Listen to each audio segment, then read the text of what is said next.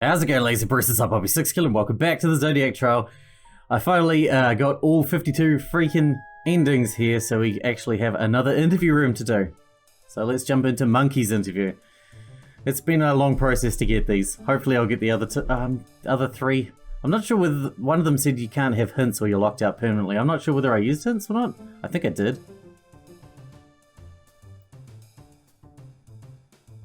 I actually don't remember, but whatever. We'll just jump into Monkeys now. Oh well, isn't this quite fascinating? So, is this hell? I can't imagine it to be heaven, but no, this doesn't seem hellish enough either. Purgatory then? Then are you here to judge my sins? To ask me some questions? I can't imagine you'll find my answers satisfactory. Still, you have my attention. Did you ever genuinely like Rooster? As much as I could genuinely like somebody, yes I did. I mean, what wasn't to like? He helped me out when I was at a low point in life. He's reasonably good looking. He's charming in a dumb sort of way. He was genuinely caring when we were together. And he's quite talented. What's not to like? In earnest, there was a case where the problem wasn't with him, but with me. I mean, why do you think I helped host the Zodiac Trial in the first place? Despite how I may come across, I'm not a complete sadist. And if I was, there are certainly more practical ways to achieve such ends. Admittedly, I pushed both Brian and Rooster toward their conclusion. Admittedly, this wasn't the most necessary way to achieve our ends. But I really was motivated deep down by a desire to help Rooster. No, help is too kind of weird. I was viewing Rooster as a lifelong partner. In that context, it would be advantageous to deal with his problems and to boost his career. Rooster might think things would have worked out without my involvement, but that's naive. The world rarely rewards talent. You need luck, and in the absence of luck, you need cruelty. Oliver Bowen was still investigating his brother's death. Brian was investigating his father's case. As far as Rooster knew, both Dragon and Snake had testimonies that could hang him. And he was moving nowhere fast. With a single plan, the three figures who could go against him were taken care of. The police had to double down on their past conclusion, and Rooster was prime for stardom. You might think that plan too extreme, but this was something set to fix Rooster's life in a single sweep. To fix a life, you think a plan ought to be extreme, no? What was your relationship with Mouse genuinely like? I admired her, I truly did. She was quite the remarkable woman, very intelligent, quite self-aware. Charming. More than anything, I felt some sense of camaraderie with her. Like me, she was able to shut out her emotions. Don't get me wrong, our conditions were nothing alike, but still, it was more of a connection than I had with most people. I regret putting her through everything. But well, it was inevitable. I was working on a death game with one client. I needed ways to mitigate personal suspicion.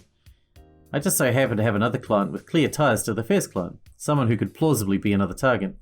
Someone who indicated all the traits those susceptible to hypnosis possess. You couldn't expect me not to make use of the situation. That'd be tantamount to denying fate. Psycho! How did you get Brian to go along with the plan? People are really simple. It didn't take much to get him dancing at my pace.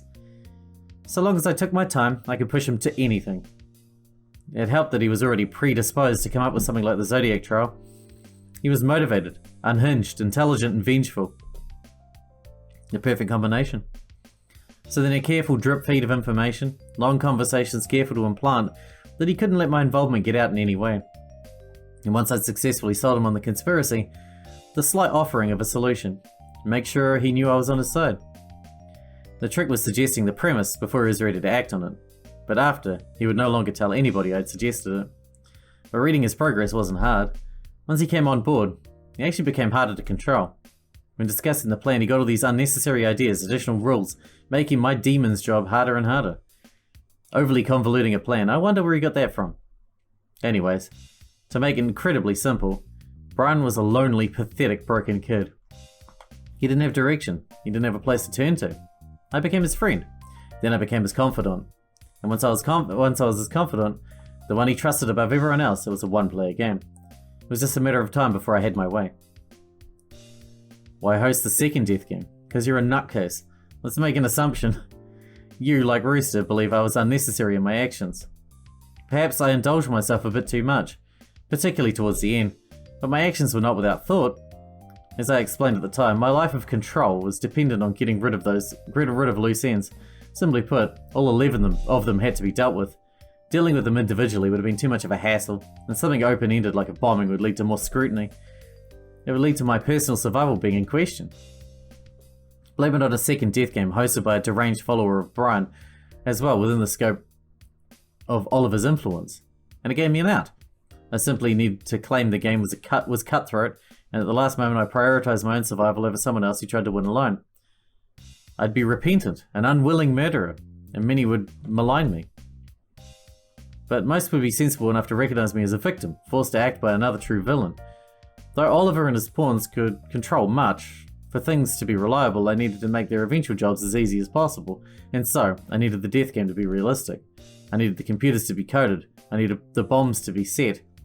And while I may have been unnecessary to allow things to go on as long as they did, evidence that people had been participating in this death game would certainly help. My mistake was murdering Pig. The moment I saw her trying to hack the computer, I should have pulled out the control phone and blown everything besides myself up. If I had to pinpoint it, that was the exact moment I lost in playing my games. But can you really blame me? It was a once-in-a-lifetime experience, and if anything went wrong, I was a button press away from solving everything. Letting my guard down was inevitable. What were your plans with the flash drive? Who's to say? As much as I teased the thought, I highly doubt I would have done anything remotely as bad as the death games again. While I like to have my fun, I was motivated by quite rational reasoning. No, you weren't. Point of order, abusing the flash drive too much would inevitably lead to my downfall. Simply extorting money would be probably enough. I could live comfortably, with freedom and control. And if I did borrow things, there are plenty of ways for the rich to entertain themselves that don't stoop to such crassness. Really, I was a step away from a good ending. Good for you, bad for everyone else. What are your thoughts on how everything played out? Well, as you can imagine, I'm none too pleased with everything. I passed away far too young. I could have lived a long, happy life, especially if I'd had the flash drive. What bothers me most, I suppose, is that I shall be viewed as some evil monster when all is said and done. Not because of my actions, but because of my motivations. If I organised the first death game not for my own reasons, but because I was head over heels with my true love, and would do anything for him, would that be better? Had I killed Dog from some place of righteous vengeance, having become fed up with injustice, would I merit sympathy? If every detail of the second death game was purely motivated by what would personally benefit me the most, it would be cold-blooded and calculating, but somehow understandable. But as it stands, I wasn't just evil, I was crazy evil. Tell me, is that a fair way to view things? Yes. If you ask me, the man motivated by a petty sense of vengeance, the woman motivated by pure love, they're far more villainous. They clearly possess the ability to do good or evil, and yet they fall to evil. But for someone like me, even if I can comprehend morality as a matter of fact, I can never really feel it. In that sense, isn't it far more justifiable that I do such reprehensible acts? No. More excuses. Truth is, there are tons of a-neurotypical people in the world. 99.99999% of them live well-adjusted, decent lives. Exactly. You can't just say, oh, well, I'm predisposed to it, so it's not my fault. Because that just gives everyone the incentive to lock people like you up before they turn into psychos. This is not an issue of how my brain works. I guess I'm just a bad person, huh? An odd revelation to come so late. Had I come to this conclusion earlier, would anything have changed? I'm curious. I don't think so, because, like you said, you're a bad person. I hope I answered your queries to your satisfaction. And that's it. I don't think we got much out of that, realistically, because she's a fucking nutcase, obviously. I'll bring you back when we can find more interviews. I think the others are going to be a bit trickier to get to. One of them is for that, you have to solve all the puzzles. And there's this one puzzle, the one with the A to F, 1 to whatever C7 puzzle that I can't figure it out. But I think that's the last puzzle I need to do to get that one. But I'll bring you back when we do. Hope you guys enjoyed it. Thanks for watching. Thanks for hanging out with me, and I'll see you in the next one.